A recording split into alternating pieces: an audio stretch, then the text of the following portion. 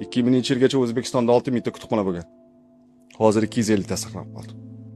Ya'ni eng yomon holatimiz nima bilasizmi? Ota-onasi o'lgandan xursand bo'lyapti-da, kitoblarni qog'ozini tashlab beryapti. Ilmni xor qilish. Ilmni xor qilib qanaqa qilib yuksalish mumkin? Bo'lmaydi. Kitobida yozib qo'ydi. Xafa bo'lmanglar, bular juda kuchli gaplar. Bular osonlik bilan olmadim.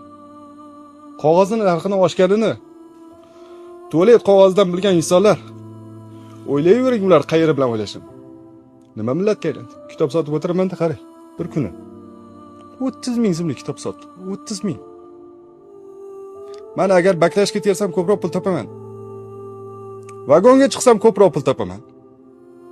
Yonimda bir ayol o'tiradi. Sal biroq gadoychilik qildi-da 1,5 million so'm pul topdi. Undan ham ko'proq pul topdi. Yomon alam qildi-da. Nima bilasizmi? Degan buni ham keltirib bergan, hammasi kitoblarda yozilgan. Degan aytadi. Insonlar nima uchun donishmandlarga pul bermaydilar-u, gadoylarga pul beradilar desa? Degan aytadi. Ular ahmoq emas, bilishadi ko'r va kar bo'lib qolishligi mumkinini. Gadoy holatiga tushishligi mumkinligini. Lekin ular bilishmaydiki, hech qachon donishmand bo'la olmasliklarini.